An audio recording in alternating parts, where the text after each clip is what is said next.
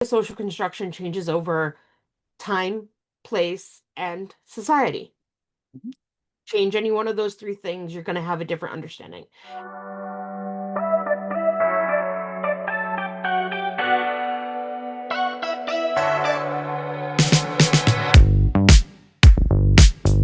In today's episode, we're going to talk about what a social construct is, some examples of social constructs, and how, even though they're made up, they still have real implications. This podcast is about allyship, and part of allyship is understanding the people you're an ally to, even if you can never fully comprehend their experiences. Also, some social constructions impact all of us, whether we know it or not. I'm Dr. Casey and Brimmer. I use they, them pronouns, and I'm an artist, activist, and educator who does a lot with gender and sexuality, disability, and other identities and social justice issues. I'm Bob Ierien. I am a Lutheran pastor. I use he, him pronouns, and I love and care about a lot of LGBTQIA plus people. And I am happy to share what I have learned in fits and starts over the years about how to be a halfway decent ally. I'd say you're more than halfway decent, friend. Depends on the day. So I'm going to challenge you. Pick one of your identities and share what it means to be that to you. And I'll start because I'll model and it'll give you a moment to think. So let's see, I'm non-binary, and for me, that means I am neither man nor woman most of the time. I'm not always a woman, I am never a man. And I see my non-binariness within the binary structure. Like it's it exists because the binary exists in other social constructions, if that makes sense. So because man and woman exists, I can exist adjacent to that. And for me, I don't always have to be never like I'm ne never never a woman, if that makes sense. There's always a chance I'm a woman or a non-binary woman is the language that I would use, even though that sounds contradictory. I'll let you share an example if you have one. Sure. So, a big part of my identity is being a pastor. And I picked that one on purpose, and maybe we'll talk a little bit more as we get further into this about why I picked that identity in particular. But part of what that identity means to me is that I'm always a pastor, even when I'm not at work, even when I'm not necessarily engaging in the pastoral office. It shapes how I think, it shapes how I carry myself in the world, it shapes some of my interactions. There are times when I self censor because of it, and I probably self censor less than a lot of my colleagues. Um, but it does impact, and it also impacts my interactions with people. Like I've said to some of my folks in my congregation that I love you. I consider you a friend, and you are also a member of my parish, which means I am never not your pastor. So even if we're sitting on your back porch drinking iced tea and shooting the breeze, to me, there's still that thing is part of the interaction, right? And so it's a thing that I'm always aware of, even if I'm not necessarily having to put it front and center in my consciousness of how I'm interacting in a given moment. I love that that's what you picked, and I was like, oh, I should have picked something else. But we're okay. The examples will stand. So the follow-up question is, do you think it means the same thing to every person who has ever claimed that identity? Like, not all non-binary people see themselves in relation to the binary, which is so intriguing. But also, not all non-binary people consider themselves trans or consider them use they them pronouns. I use they them, but there are others who use neo pronouns or use a combination of pronouns, right? And neo pronouns are just new pronouns, new words to Mhm, describe gender in the third person.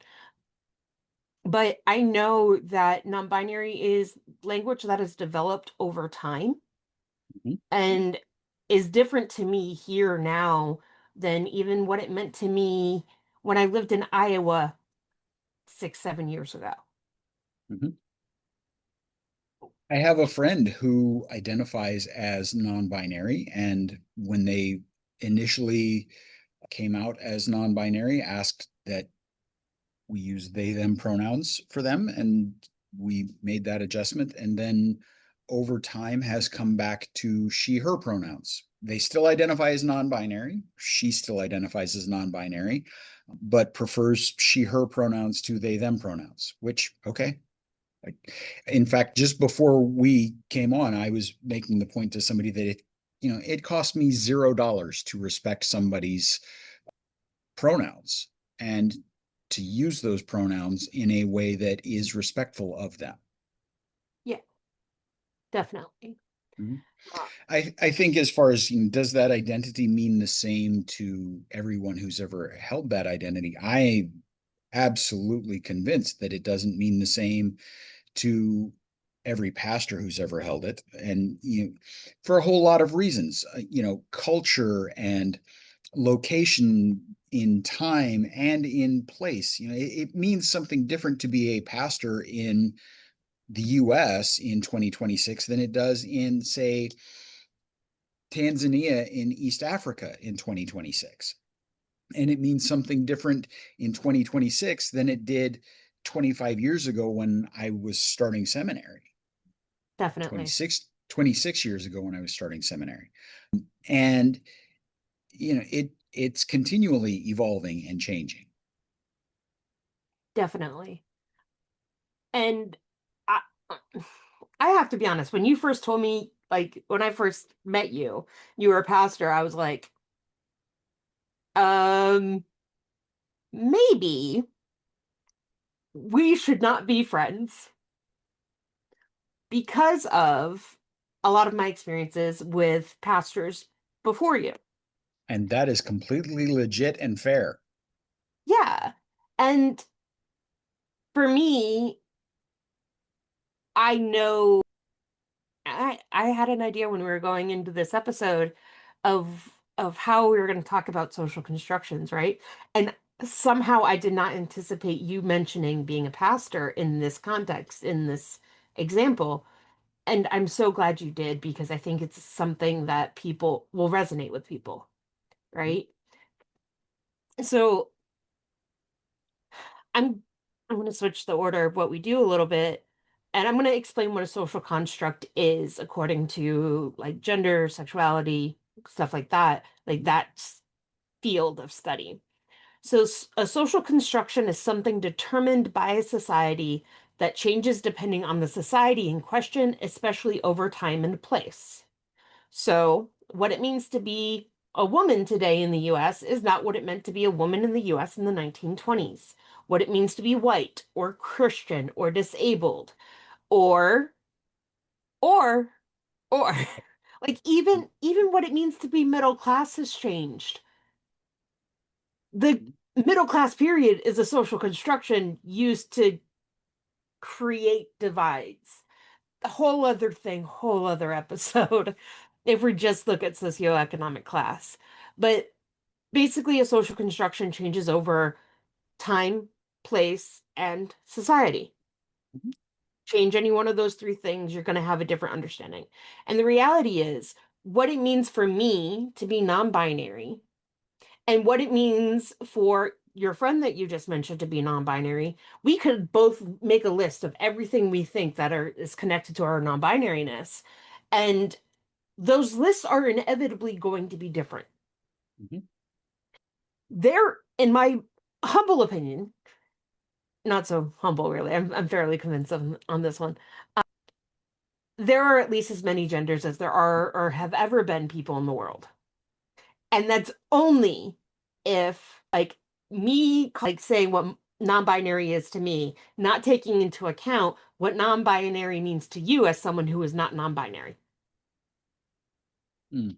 Hmm. So there are as many genders as there are or have ever been people. And the social construction of gender, it says things like, okay, I was assigned female at birth. That means I should take on certain roles. I should want to be a mother. I should want to take care of a house and a home, etc. And that's changed over the years, right? How we, where a woman's place is. Well, setting aside the fact that I'm not always a woman here. But oh, I knew where I was going with this. The social construction, how others see non-binary, how others see woman, which is what people typically see when they see this body that I'm gesturing to, for those who are just listening. Um, it's there's certain expectations, and there always have been, and there always will be, and I'm outside of those expectations. But sexism, misogyny, cis sexism, also known as in loosely translated to transphobia, we'll say. All of those things are also socially constructed, and they all put me in a position. They all say where I should be. Hmm. Um Before I go into a brief story time, do you have anything you want to add there? I was just going to say that, part of the reason that I chose the identity as pastor as the one to talk about is because, I mean, my first thought was my gender identity. I identify as male, and I was assigned male at birth. And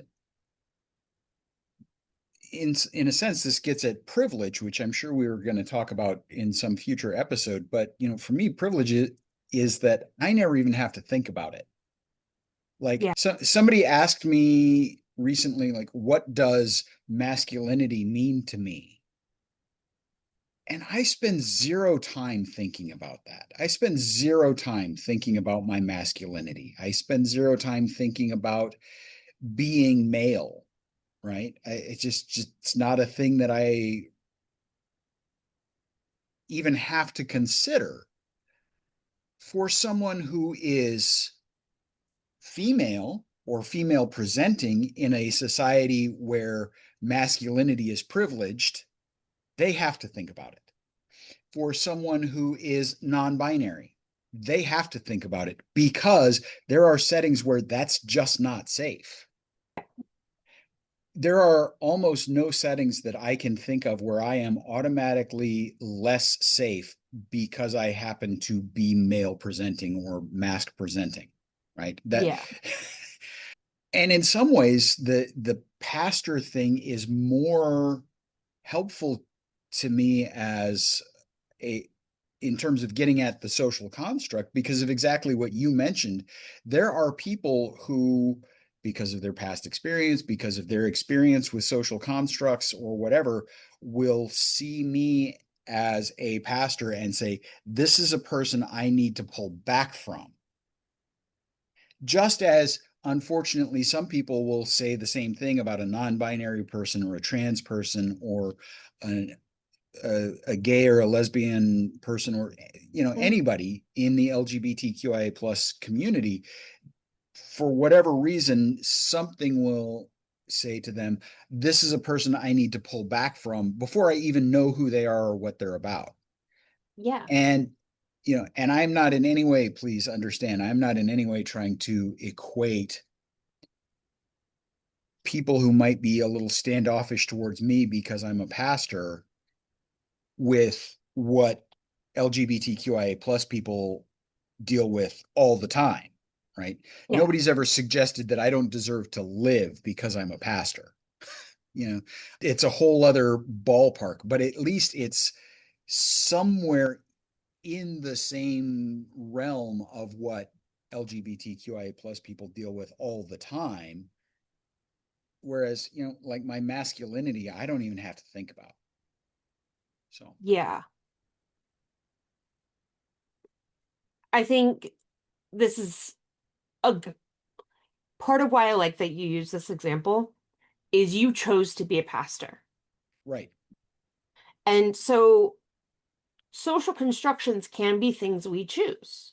Mhm. I choose the language non-binary when I could use other language, but I didn't choose to be who I am. Whereas you chose to be a pastor, that doesn't mean it's any less real. You Mhm. felt called to be a pastor. It's something that you could have like arguably said, I'm going to stick with my career over here in the military. Right. Arguably, I'm going to go do something else with my life.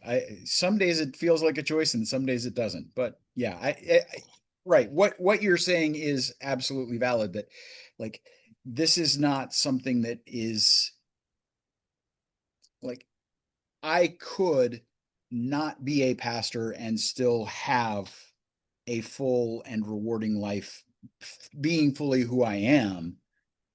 Whereas I don't think that's true for in terms of, say, someone's identity as a non-binary person. Yeah.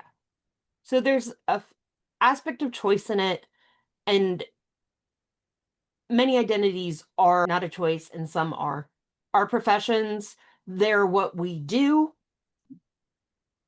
but for you, it's become so integrated into your life. It is part of your identity. It's part of who you are now. Right. And some professions not an identity, right? There are some professions where it's just that's what I do 40 hours or 50 hours a week to make a living.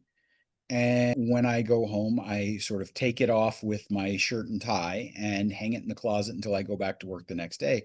And there are other professions where it is somebody's Yeah. identity all the time. And it really depends on the individual. So I'm going to pause this for a moment. I'm going to tell a brief story. Mm-hmm. There was a small child in my life. When I first cut off my hair, I went, when I first did it, I went from waist length to shoulder length. And then at some point, I went to family dinner and I had a buzz cut.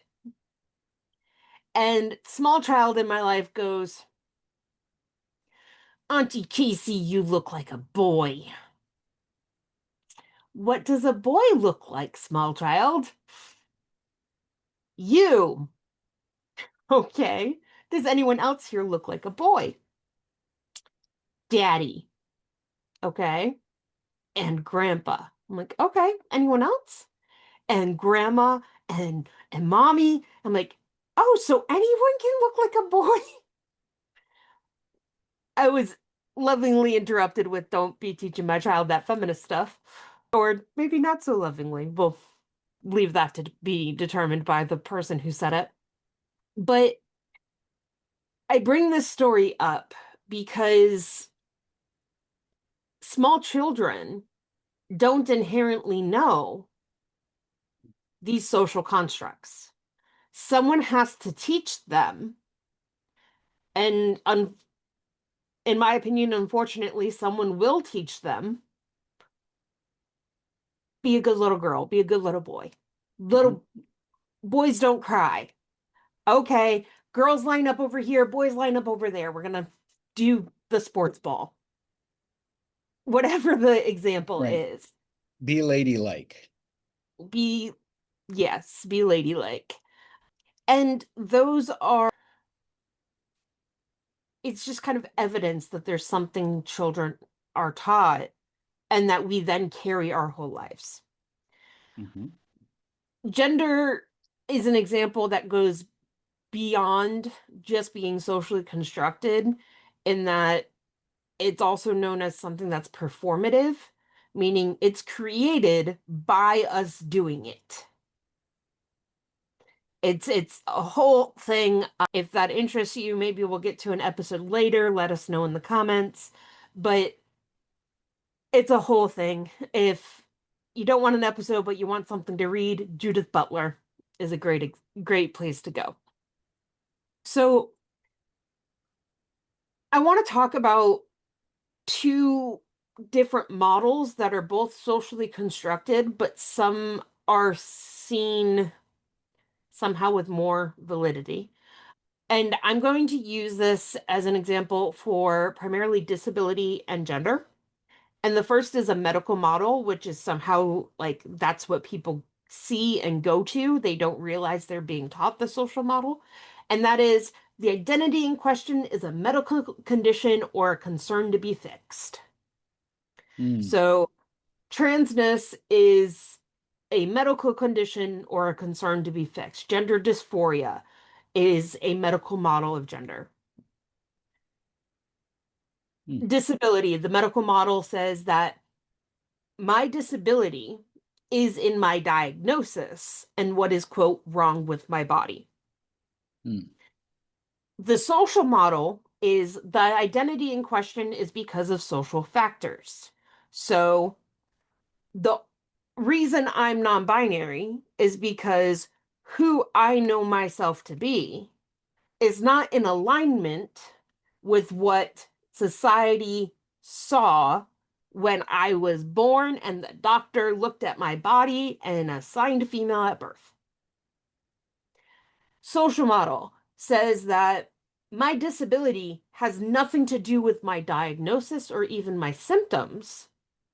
It's society's unwillingness to accommodate those things. mhm. And so in this episode, we're focusing primarily on this social model, this social construction of such things. And I can't resist plugging this. If you're intrigued by the idea of a medical model as like who needs improvement, essentially, like it's something wrong with the person versus something wrong with society, then especially in relation to disability, I recommend reading Against Technoableism by Ashley Shue. The subtitle is Rethinking Who Needs Improvement. There is an audiobook version. It is very well written, it is very brief, and it is very, very good. I cited this thing in my dissertation so many times, it was ridiculous. Also, shout out to Ashley because Ashley Shue is amazing at what she does. And she's part of why I was willing to think about doing a podcast because she's like, no, you kind of have to rethink your teaching strategy here Right, because your body isn't necessarily cooperating with being in a classroom right now. right, Uh, so rethinking who needs improvement wasn't saying, well, you just need to get better. It was, how do you take this thing that you love, teaching, and make it something you can still do in a way that's safer for you? Podcast.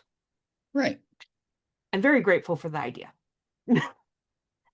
Um, so going back to the idea of social constructs, there are some examples. We've talked about a couple. Gender is a huge social construct. Sex itself, so if gender is man, woman, sex is male, female, intersex, whatever variation of intersex, sex is still socially constructed. It's what's been agreed upon. So they could have looked at the male anatomy and said, well, that's orange. And it would have been the orange anatomy instead of the male anatomy. It Right. was just what was agreed upon. People don't like thinking about sex as socially constructed, they like medical fact. It doesn't necessarily work like that. Right. Because at some point, the minute you start to use language to describe it, I mean, the only reason to use language is to communicate, and that makes it social. The Yes. minute you start communicating ideas with others about it, and because none of our communication is perfect, even if we're using the same terminology, the terminology may mean different things to us. Yes. Language is hugely a social construction. Mhm. Um, like up here, I made the mistake of saying like something was diesel to mean big and strong when I was out in Iowa teaching. And they're like, what? I'm like, diesel. And they're like, the the gas? Like the thing you put in the moving vehicle? Hmm. Socially constructed. Slang is an example. Everyday language. Pronouns. Socially constructed. They, Hmm. them being plural. Socially constructed. Hmm. Just throwing that out there. Other things that are very socially constructed. Race. Race was socially constructed in Hmm. order to prolong and support slavery. Hmm. And you might very well know this, the Bible was used to support that social construction. Absolutely. And frankly was used, I wouldn't even say used, it was abused. It Yeah, was misused and abused to do that because, for instance, one of the transitional, here we go. Let me try this sentence again. One of the sort of go-to foundational texts that was used to support the idea that white-skinned or light-skinned people should exercise dominion and domination and have the right to enslave dark-skinned people was the idea that, after Noah comes off the ark, great story from the Old Testament that we never teach kids. We always teach them about the animals on the ark. We never teach them about what Noah did after he came off the ark, which, for those who don't know, real quick thumbnail sketch. First thing Noah does when he comes off the ark is he offers a sacrifice of thanksgiving to God for bringing him and his family through the flood. Second thing he does is he plants a vineyard, grows a bunch of grapes, harvests the grapes, makes wine, gets rip roaring drunk, and passes out face down naked in his tent. Great story. I love it. I don't know why we never teach kids that part of the story, but we don't. But that's anyway, sarcasm that is sarcasm. or Yes. Or anyway, little. as the story goes on, apparently Noah's got three sons. One of them is named Ham. Ham finds his dad sleeping it off naked in his tent, goes and gets the other two brothers and says, "Hey, come check out dad. You got to see what he did." And like basically laughs at him. And the other two brothers are appalled. So they come in and they cover Noah up. And then when Noah wakes up and is probably hungover, he proceeds to curse Ham for making fun of him being passed out naked in his tent.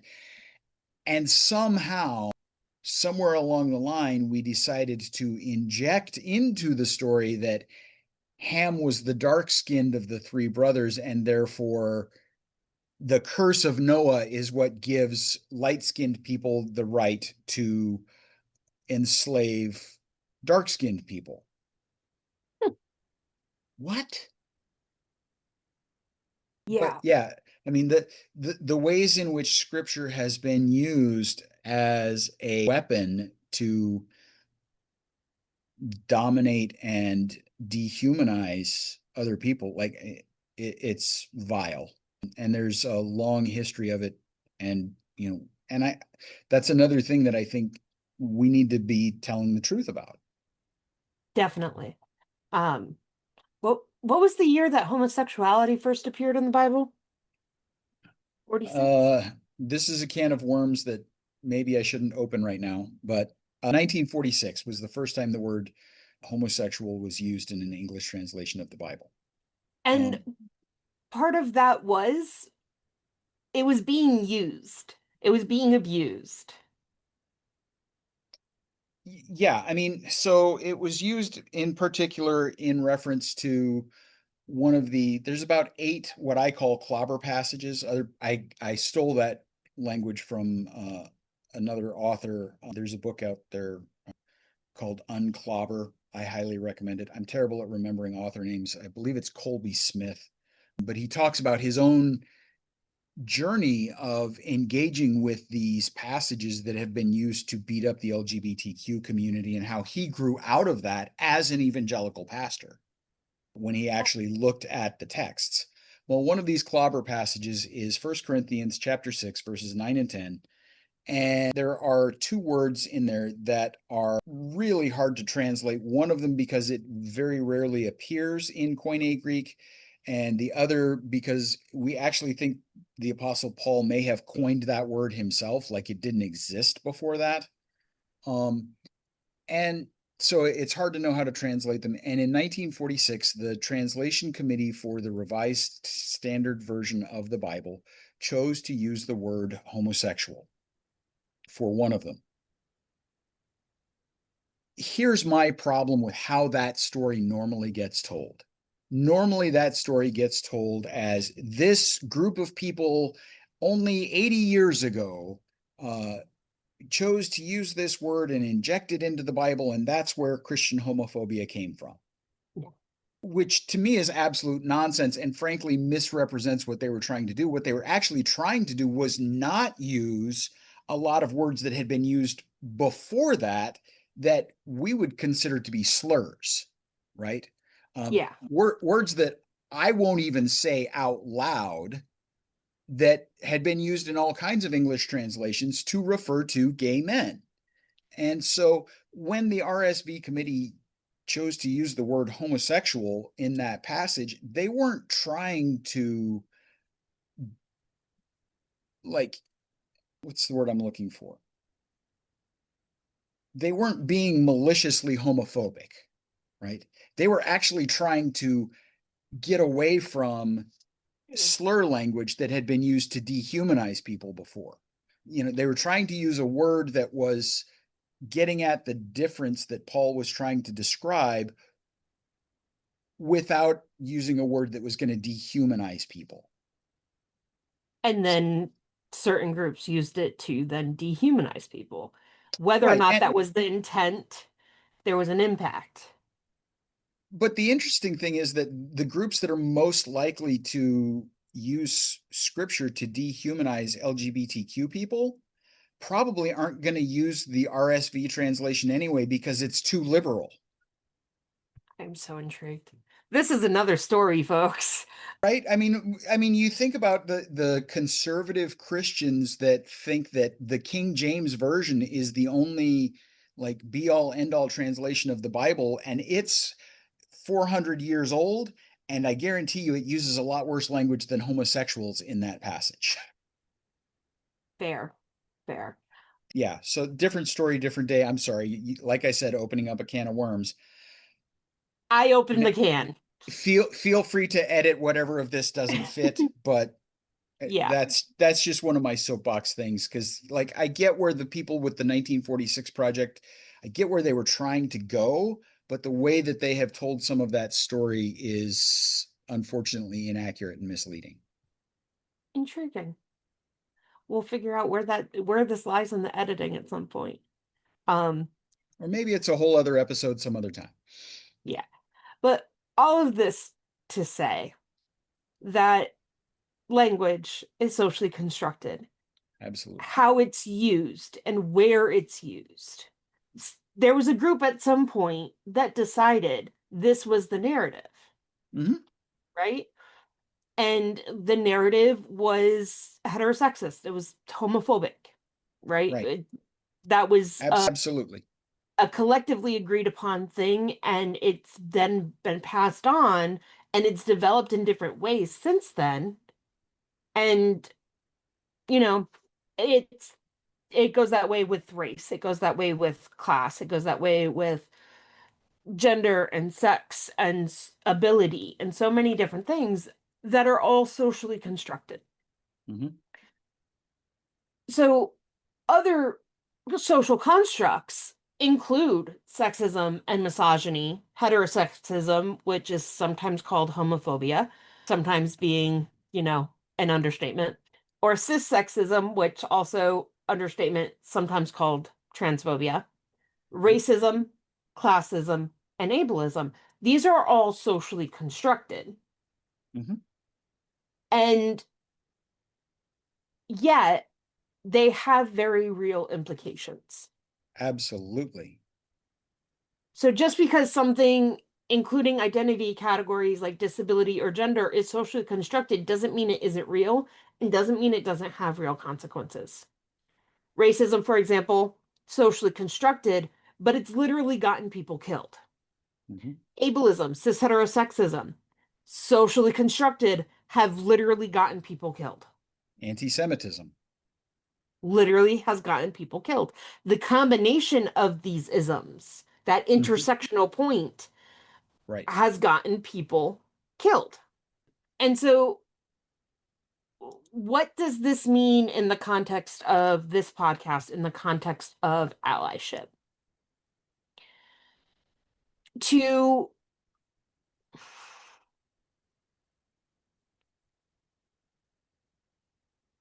to support the people in our communities who are different from us, it helps us to understand who they are, not just what we're taught about them through third parties and people who are not of that identity, but from the individual at play.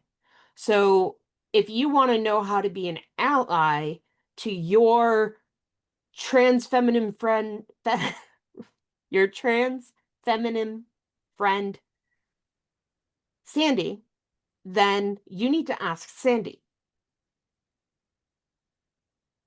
If you want to know how to be an ally to people of color, or a specific person of color, or a specific community in a specific context, you need to ask those people who are being affected. So, social constructions are very real. The language we use.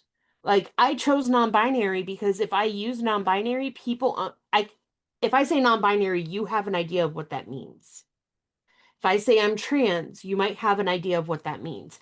Whether or not that idea is accurate Mhm. is a different story, but the label gives me something to Google. And it took a long time before I got to non-binary as the language that felt right for me. I took things on and put it off and experimented like I would clothes until I figured out what was right for me. Mhm. So some people say I went through phases. That doesn't mean the phase wasn't real.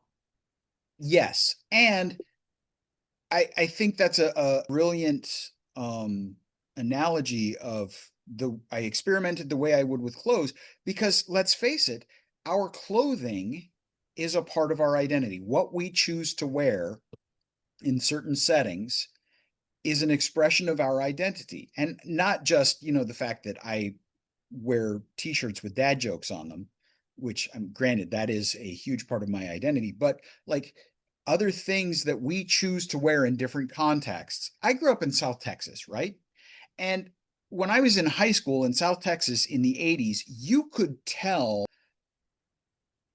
certain things about different people's identities based on the clothes that they wore to school on a given day. And I'm sure it's still the same is Yeah. true in lots of places and in lots of high schools today. But like I had friends who dressed very preppy.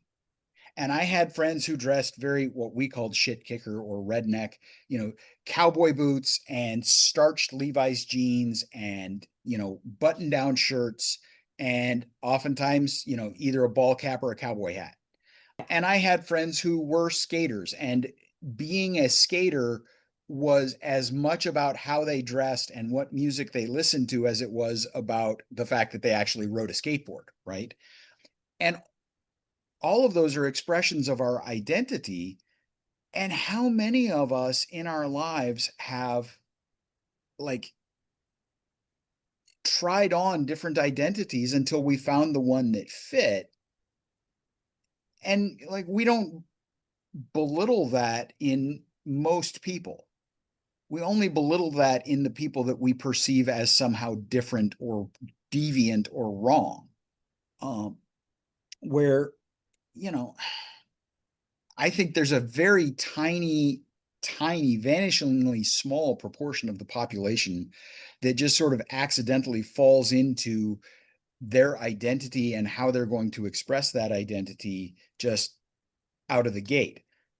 I think there are a bigger proportion who have to experiment with it. And sadly, there's also a bigger proportion who that identity that they're first given, they just take it and force themselves into it Yeah. without even realizing they're doing it sometimes. As you were saying this, it reminded me of a story. In 2012, I went down to visit my mom in Louisiana. It Mhm. was 6 months after she moved down there. And she brings me to this hole in the wall bar where you could still smoke cigarettes inside. And this guy that she introduces me to, she's dancing with a friend, and we're having a conversation and go, when your mama first got down here, I thought she was one of them lesbians. Thought I was gonna have to shoot this nice little lady. My eyes bulged, I faked an asthma attack, and I wore a dress every single day for the rest of my trip because I didn't want to risk being Right, perceived. right. I didn't want to risk being seen. I was as closeted that day as I had ever been in my life. Mhm. And And that whole trip. rightly so. Like, and the thing is, like, a lot of people will immediately jump to, oh, well, that's just one idiot and he was probably drunk and whatever. But you know what? It only takes one idiot who may or may not be drunk and is in possession of a firearm for something really bad to happen. Yeah. And part of what I relied on was stereotypes that lesbians don't wear dresses, Mhm. right? I still had long hair at the time, I think, or I'd just grown it back out. But I was relying on the social constructions, the stereotypes, which are also socially constructed, to protect me. And I was also relying on mom, do not take me anywhere like that again, Right, because it wasn't something she had to think about. right. And if we go back to the beginning of the episode, you said that there are some things like you never have to think about your male Mhm. privilege. And that's the definition of a privilege. Right. Although, It's, I mean, given that, he said he thought she was a lesbian and thought he was going to have to shoot her, maybe it was something she should have been thinking about, yeah, yeah, or at least considering where she went and who she hung out with. yeah. Um, I love my mama. She'll make friends with everybody. She'll tell those random people in a minivan, "Oh yeah, we're traveling over here to visit so and so." And I'm like, "Mom, you can't tell random strangers your travel Travel plans. itinerary. That's just not a good idea." And it was a privilege for her to not have to think about those things. Right. But when I'm traveling, it's things like if I go X place, do I need to remove the pride stickers from the back of my car? And for a long time, I would only put magnets on the car so I could remove them if I Hmm. wasn't sure of where I was. Hmm. And the first time I put stickers on, I was confronted by someone who was cussing and yelling horrible things because he saw queer stickers. And I had to have a whole conversation with my mental health provider. I'm like, I don't know if it's safe to keep those here because I live in this town and it happened where I live. Like it happened in my community. And the heterosexism, the homophobia behind those things is socially constructed, but the fear it caused in me was very, very real. Absolutely. Yeah. Um, do you have It, anything to add? just a thought that occurred to me as you were telling that story, that that's the definition of privilege is, and that shouldn't be a privilege. Like, that should be a right. Like, all of us should have the right to just be who we are in the world and exist as our full selves without fear that some asshole's going to start screaming things at us in a parking lot, or some asshole's going to pull out a gun and shoot us because of who we are. That shouldn't be a privilege, but it is, and that's the problem.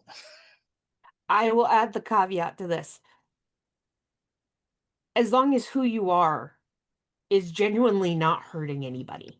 Exactly. If as long as who you are is not harming someone, And like, and I've said to folks before, like, I cannot control what anybody thinks or believes, right? So I serve a reconciling in Christ congregation, which means that we are openly and publicly and explicitly affirming of, not just welcoming, but affirming of the LGBTQIA plus community. And we're trying like hell to grow into being nurturing of the LGBTQIA plus community. And I'm sure there's probably folks in the pews every Sunday who don't share that view. I cannot control what anybody thinks or believes, right? I can try to influence it, but I can't control it.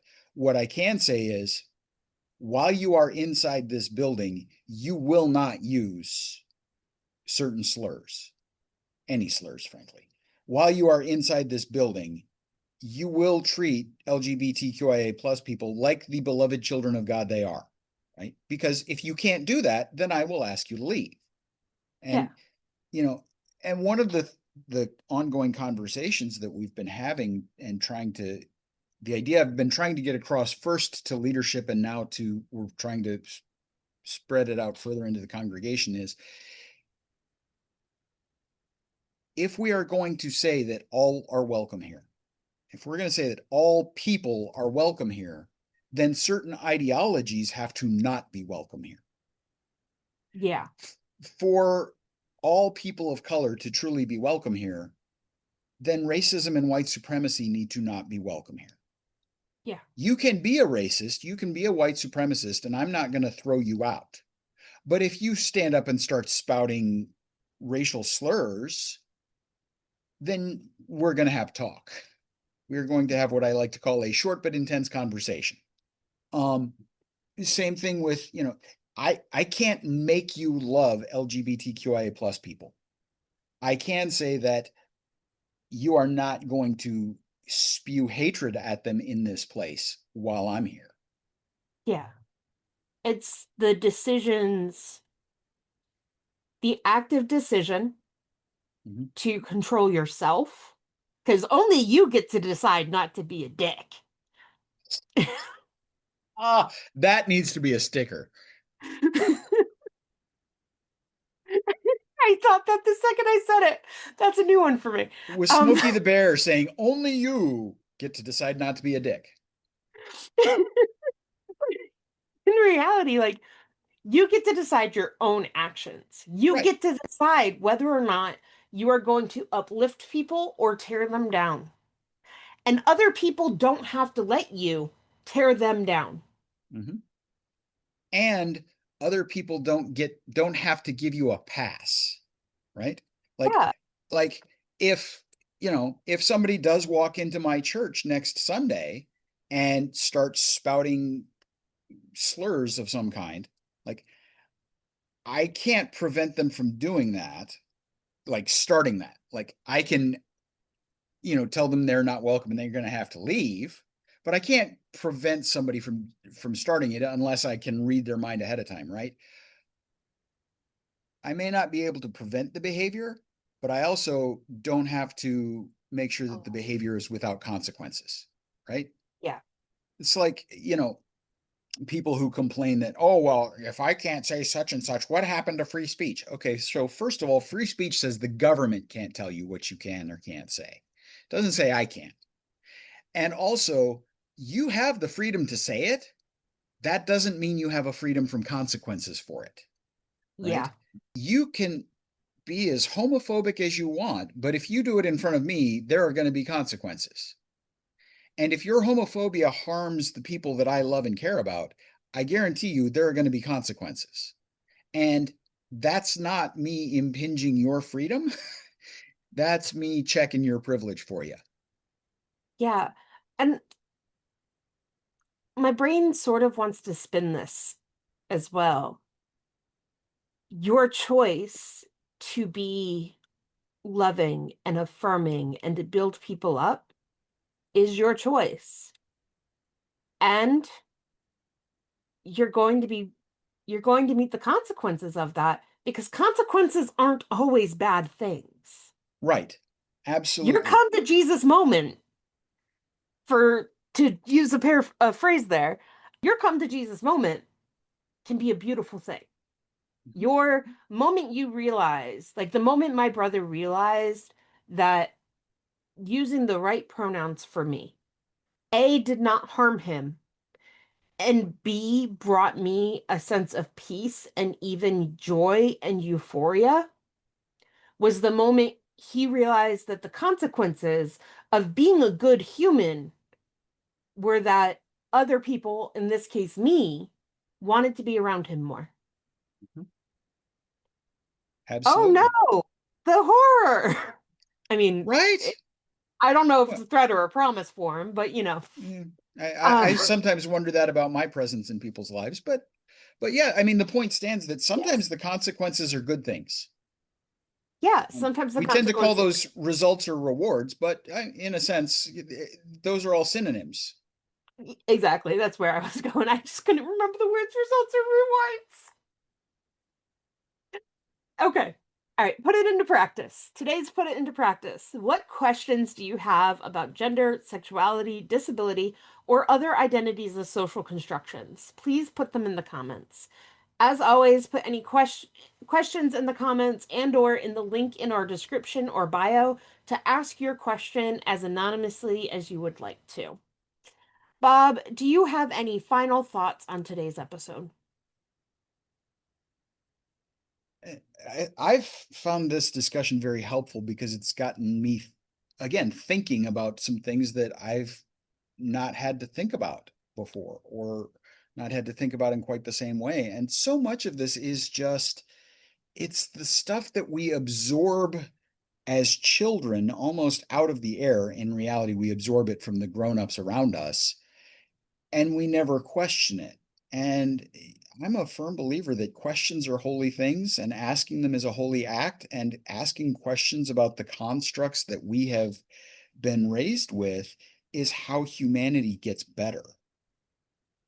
So, Yeah. Something you just said made me think, and I can't get it to pull up. The idea of, like, unfortunately, a lot of social constructions, they're taught to us. They have to be taught to us. We don't come into the world knowing them because we right. don't come into the world having experienced a society before, Hmm. necessarily. You know, theology aside here. You're coming to the world kind of with a fresh slate at minimum. Hmm. And those social constructs that we choose to teach and we choose to live by, they're the difference between we choose to love or we choose to hate. We choose to teach love and nurturance and affirming ideals, or we choose to teach people to hate themselves. Hmm. The And quote each that other. and each other. The quote that came to mind was from a reading called Queers Read This that says, "We have been carefully taught to hate ourselves." And if this podcast leaves you with anything, if this episode leaves you with anything, don't be the person who carefully teaches anyone, including yourself, to hate themselves. You have a tagline, and I'll close this out. Well, I'll add to my tagline, and if anyone anywhere ever has taught you carefully to hate yourself, please know that they were wrong and they were lying to you. And connected with that, whatever else you do or don't remember, please do remember that you are indeed deeply and profoundly loved. Take care of yourselves. You're too important not to. And we will see you next time on the Affirming Practice podcast. In the meantime, be sure to follow us on social media and like or comment to support our work. Bye.